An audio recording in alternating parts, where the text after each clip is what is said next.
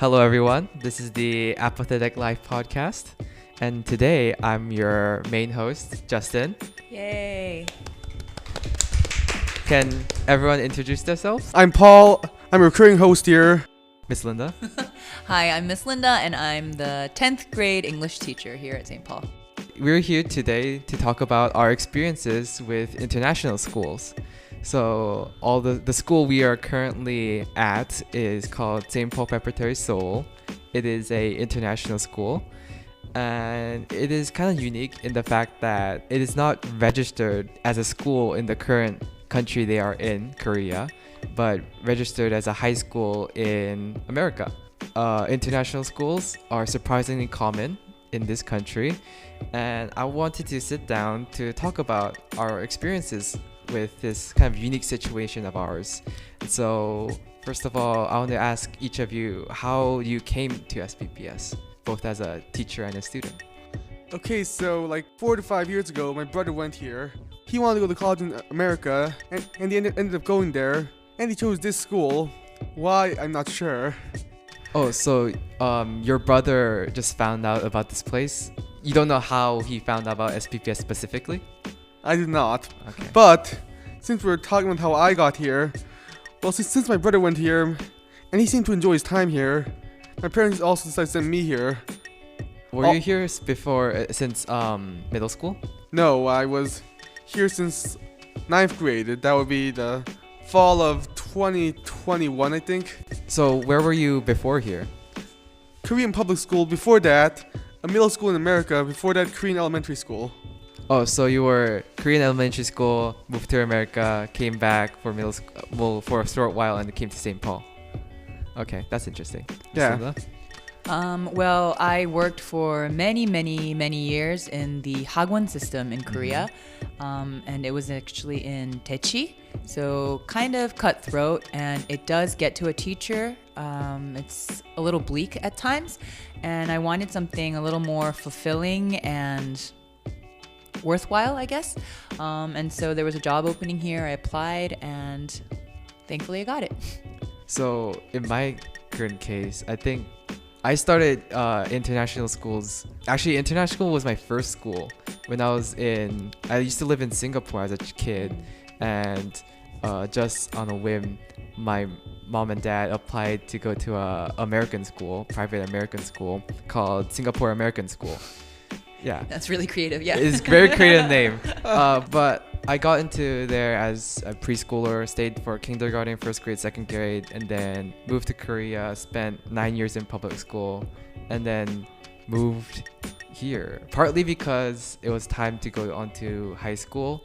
And after staying 9 years in a Korean public school, which I can talk about forever, it didn't seem like the kind of road I wanted to be in, and I knew I was gonna study in America at some point in my life anyways. So my mom and me kind of decided in my later years that I am going to a international school. We just went on Google and said international schools near me, and then this was the closest one. So I applied here and just got in. Actually, I applied to other places like KIS and SIS, which are more bigger schools that are more farther from here, but I got waitlisted because I asked a bit too late, and then St. Paul had an opening, and so I kind of got pushed in, but I enjoy it here.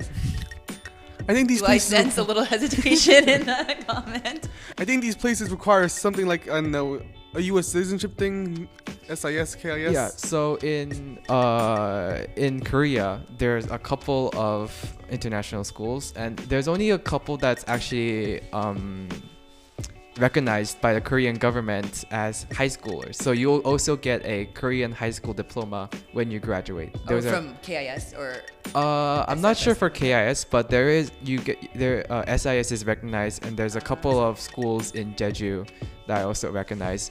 The government knows other schools exist, and they have restrictions on who can go there. So you have to live in a foreign country for a couple of years. You have to be a citizenship in have a foreign citizenship, or a bunch of other different categories. You can be a child of a diplomat, And So wait, are you guys not considered high school students then? no, Oh. so all of us are considered not going to school. We're just Dropouts. dropouts. Yeah. Oh, okay. There's a title. That's a good way to So make your officially- essay, college essay. Yeah. Yeah. Officially, we are all dropouts except for me because I took bypass exam. So I'm a graduated high schooler.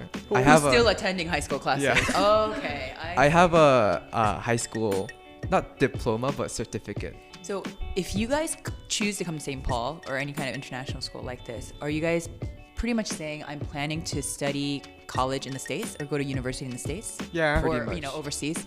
Mm. That's the end goal then. Because unless you take the bypass exam like me or chicken out and go back to a public high school, you can't take the college entry exam in Korea. Okay. And so there's basically no way in. And when I decided back in middle school that I will be coming here, I talked to my homeroom teacher, and then she made me sign a form that basically said that I'm giving up my right to be assigned at high school, because high school education in Korea is free and mandatory. Dude, but that's so scary. You have to make this huge decision as a middle schooler.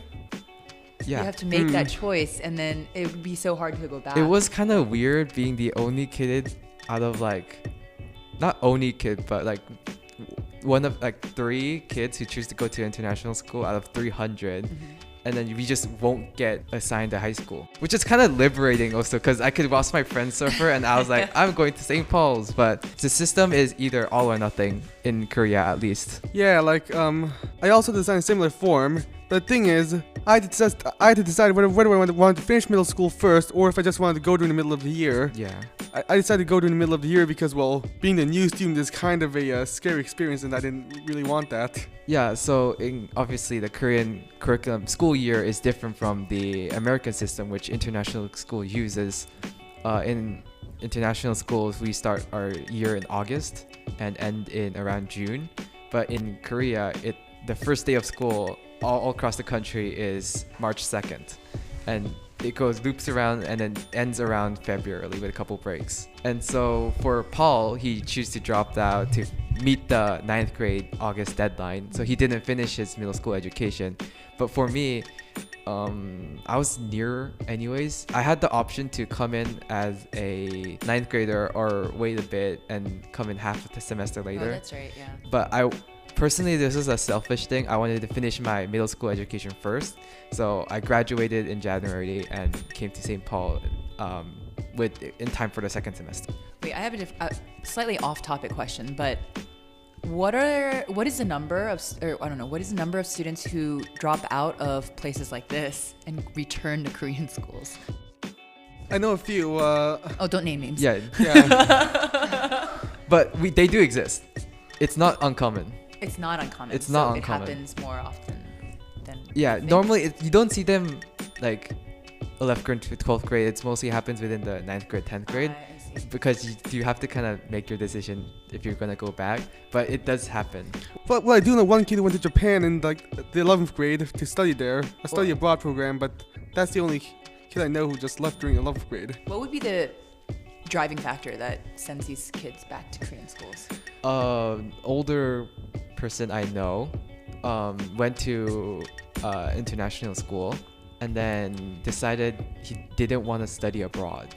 And so what he did was took I don't know the specifics exactly, but I'm pretty sure he took the bypass high school certificate exam like me. It's very easy to pass because it's meant for the elderly people who didn't have a chance at getting high school education. Elderly, like grandmas? Yeah, grandma, grandpas. It's meant for them to study and get a chance to get a high school education.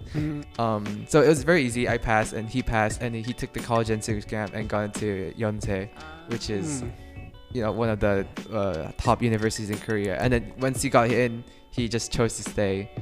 And that's okay. So I know a couple people who are like that, but yeah, it's not as much as people who actually go to America. Right. Paul, how was American public school like? Because for Korea, it's the curriculum is different. American public school. Well, I went there during the middle of the year because, well, different school year times. The school was pretty diverse where I was in because, well, it was this town called Chapel Hill in North Carolina. Anyway, the school I went to, lots of kids wanted to be my friend, and I actually keep in contact with some of them. Anyway, I went there for a year. I got pretty good grades there. I learned lots of stuff. I also learned some life lessons such as how to behave in America and social customs there. So is there like any difference in curriculum, like education wise? Compared to American Korea? Yeah, American and here. Because for Korean schools, what they teach is completely different, and the order of what they teach is completely different. So when I applied to come here, I had to get my textbooks early and study up for everything, which was kind of stressful. But well, the also school I went to didn't exactly have textbooks. Oh, okay. They just gave every student a laptop. Oh, yeah, that's one different thing I noticed. American or education system really is more freely about electronics, because in Korean public schools you're not allowed a laptop, an iPad, your phone, a calculator. Here it's like use Google Classroom. If you don't upload your assignment, that's a 0. They also didn't have the A-Day, B-Day system we have there. It was just like 8 classes a day, no study hall. I think that depends on the region that you're in, because many years ago when I went to high school, we had the block system as well. We had the same system that we do have at Saint Paul. Anyway, the school district I was in was a really good school district, one of the best in the US South and one of the best in the nation actually. So yeah, I probably had a different experience with lots of other American people in the public school system. Do you have any inconveniences with your status as a dropout in Korea? Because I mean, thankfully, because international schools are somewhat slowly being recognized by the world, and we now have our student IDs. We can apply for them, and they work in most places. But sometimes, you're a dropout. It's kind of maybe some of the social aspects, or maybe some of the logistical things. Is there any inconveniences with that? Not really, because well, I kind of left my old life behind, so I kind of have no people from Korean public school probably remember me. Well, maybe some remember me, but they don't. I don't exactly meet up with them. Yeah, but maybe not just the social part, but did you ever went to a place that said, I want the student discount, but then they said you're not a student? Oh, you guys have to deal with that, but you guys aren't real dropouts. I mean, you're still attending class. Yeah, no, so, the student ID works. Yeah. Anecdote: I went to Lotte World at this December with a couple friends, and we could get student discount. It's just, for some reason, they asked for my normal ID. In Korea, you have an adolescent's ID. I just showed that, and then they said, "Oh, just give me that instead of the student ID." So I did that, but they do accept student IDs. So wait, if you had a St. Paul student ID, they wouldn't accept that? They would. They would. Yeah. So it got a lot better, but the normal reputation that international school students get isn't great. Why is that? What are the negative?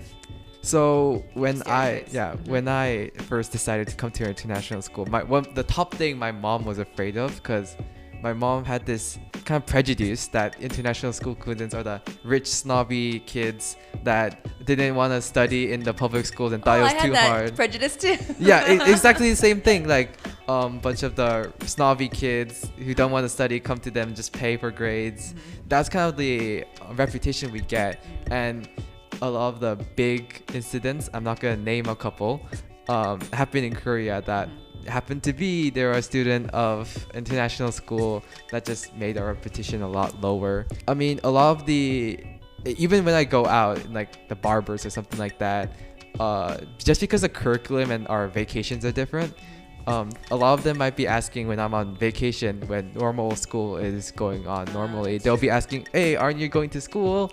And Same here, yeah. Like then once I I went to just the can't doctor's say- appointment, they were like, "Oh, you must go to school pretty quick because even if you are hurt, I mean, you did tell the school, right?" And there was like, "I'm on vacation." Yeah. I normally say like, "Oh, it's vacation for our school today," but a lot of times when I do try to explain it, they don't really get it. It's not as common as we like to believe that people know how our system works. So a lot of times I'll just lie and say I'm a normal high school kid. I'm a normal high school kid. But you do stand out. I come to school every day in amidst a sea of regular high school and middle school students, and the biggest difference is that I don't wear a uniform. So I just kind of look like this delinquent kid with my hair grown, and like Korean public schools are famously a bit strict on the rules Right. of what you wear. So you have to wear a uniform. What your hair can do. So you can't. Boys I can't. was definitely kind of shocked when I first came to St. Paul, and then I saw the fashions of the students. Yeah, we're a lot more free. Yeah, the makeup, the nail art was out of this world. The hairstyle. So the thing about Korean public school is that most of the time kids walk there, but me, I just ride a subway here, so I kind of stand out in the subway too. Like there are almost no kids my age there because, well, they're walking to school in their uniforms. Yeah, because how you get assigned to high schools or schools in general is based on your location. Oh, they so just close to your house. Yeah, then, they really. pick the high school unless you're applying for a specific place. They pick the closest one to you, I see. and you just go there. You get assigned to there. And so yeah, like you said, if you use public transportation, you're gonna get a couple eyes looked at you, and especially because international school kids hang out with international school kids, Yeah. we tend to speak English a lot more, even in public. Oh, and then everyone glares at you, So right? no, not glares. It's just like back to the Lotte World anecdote when I went around in December. We were in the subway and a couple were loud, and then a couple of the people will be like, "Whoa, what are those kids? They are young, and they look Asian, but they speak English." Speaking English, right? Yeah, I never have a problem. I'm bilingual. That's flex. But I know a As couple. most of I'm our pretty sure most of us are students bilingual. yeah. Yeah, but a couple of students come from overseas, and they might have a harder time fitting into, learning, getting used to everything that's outside of the school being in a different language and different system. Do we have any students like that here? I know Who a couple. cannot speak Korean. I mean, everyone understands to a couple level, but I was also wondering, like, teachers, because a lot of our teachers are from foreign places, Right. and they often complain, "I don't understand Korean." They're lying that they don't understand I mean, Korean. obviously, I'm sure if you're they gonna, understand it, if you're teaching here for like 12 years, you understand a bit. But we have working laws that you have to have a working visa if you want to work here as a foreigner, Oh, and okay. working visas aren't common. So, easiest way to work in an institution like this and not in like a hagwon is to basically earn Korean citizenship. And I that's see. one way is to Marry. marry into. I had no idea about that. Actually. Yeah, You guys have more and- info than I do.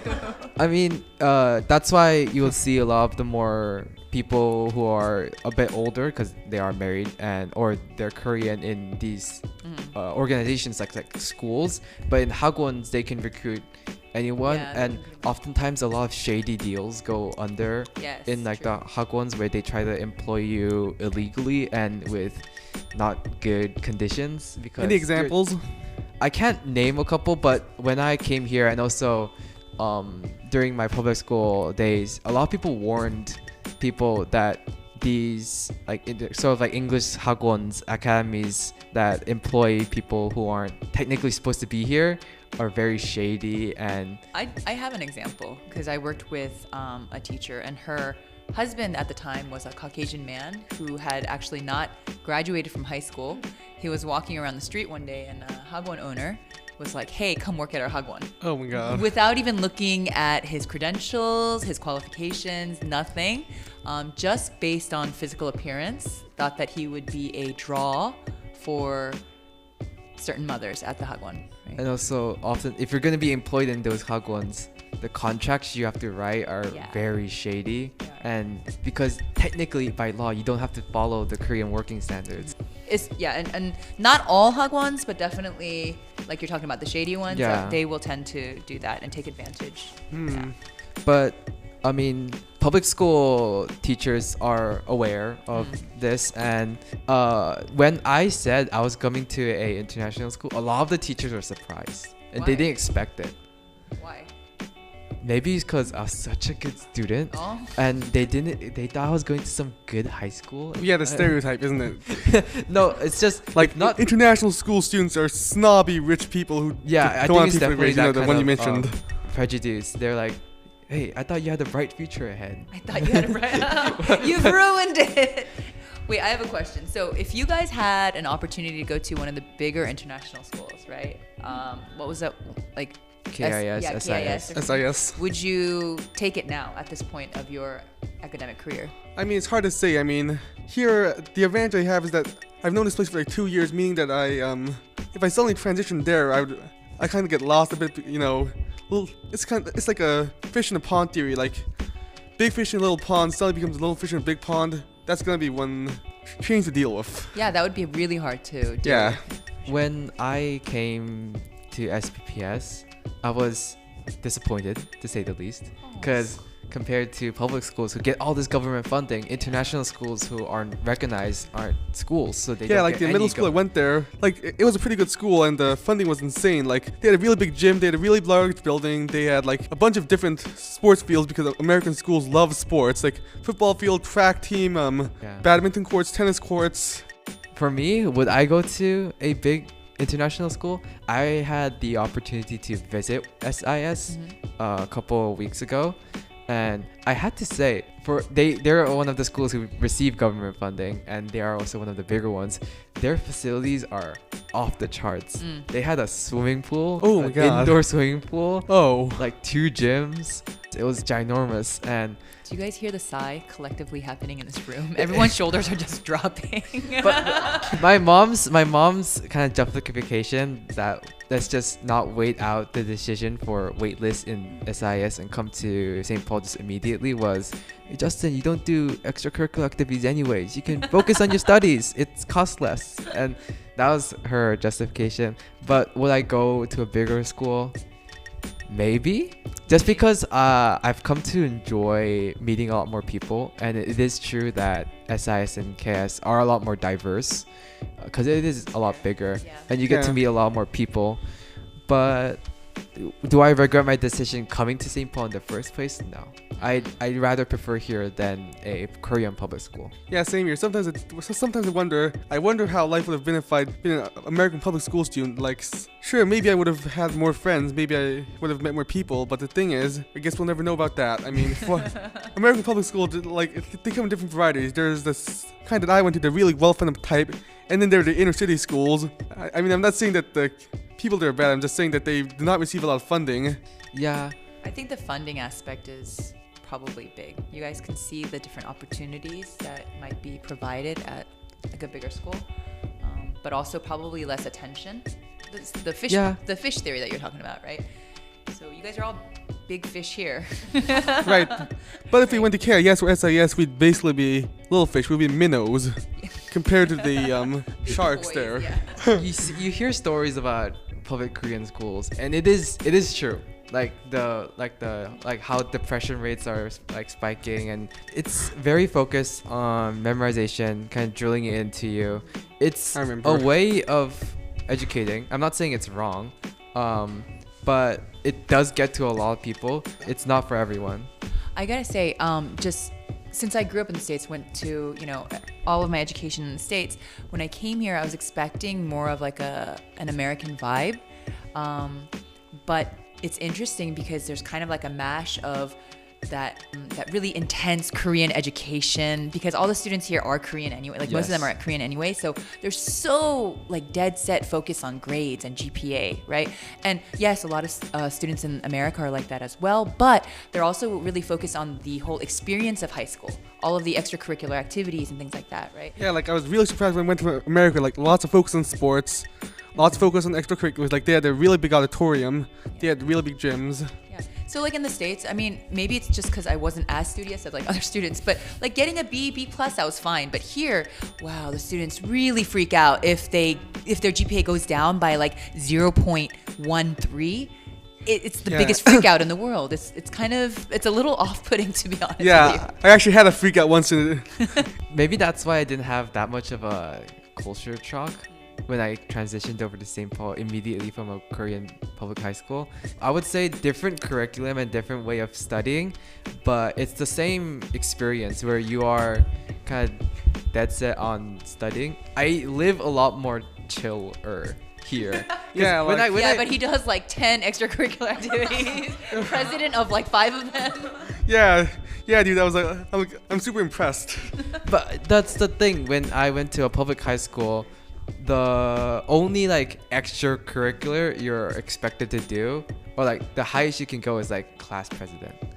And yeah, I did that a couple times, but it's not the same. I think there are some sports there are some sports there, but it's not as big as a focus as it is in, say, American high schools. Like, if you want to do sports in high school and Korean public schools, you have to go to a school that specializes in sports, or else they're not going to really care about you, because in high school at that point they're just preparing you to go to college. It's an elite sports track, so they really don't study. If you're like focused on, if you're doing a sport, they really don't study for anything in your adulthood if you don't succeed. Yeah, like I've heard that sports scholarships are a thing. So if you're really good at sports, even if your GPA is like, I don't know, 2.5, you can still get into Harvard for some reason if you're like really good at kicking a ball. Actually, it's kind of the same here. It got a lot more different because I'll hear from my dad's time. Like some of his friends got into colleges from basketball or track or stuff like that. They didn't care if those students had a bad time in school, because all they cared was, are you good at your sport? Then you're coming in. Can you produce for us, right? Yeah, but now it's like they require a minimum grade for sports scholarships and other arts scholarships. Korea is dead set on grades, and you're never gonna get away from that within Korea. But I'm glad that SPPS is, at least the vibe is more American. Right, it's this weird blend, like it's like cultural blending, cultural blending. Yeah, they definitely encourage all the other extracurriculars. But one thing I just remembered is that the reason that my school was so lots of funding, because it was basically like it had an elementary school right next to it and then a high school right next to it, and these were like one of the biggest high schools in the country. So we pretty much skimmed some at the top, and we got our funding. I think that's how it worked. Okay. Well, then finally, we kind of collectively agree that international schools, because there is such a high demand for people who want to study overseas within Korea, it's not going to go away easily, right? Right. Then would you recommend students to come to schools like SPPS and KIS and SIS? Yeah, I mean, if they want to study internationally, if they want to go to American college, then they don't have a choice. They have to come here, kind of. I mean, it's not the only choice. You could go to a Korean college and transfer over, or you can just apply once you finish your Korean high school education. Right, but that's a lot harder. Yeah, it is the easiest way. It is kind of skewed in like the way Miss Linda mentioned, that you have to decide very early on if you're gonna come to American college or not. Right, like the thing for me is that like even from a young age, I always thought like someday I'm gonna go to America, someday I'm gonna go to college there, someday I'm gonna live there. Like I had this intuition thing. Like I knew I didn't want to exactly stay here. Yeah, so you have to make your decisions very early, and I think for people who are like us, who have a set mindset, and I'm gonna go to study in America one day, it is great to come to an international school. It prepares you amazingly. Right, and like what's you still get like the homegrown, like where your country you live in experience. What really sealed my resolve was after I went to America, and I thought, wow, this country really gets me.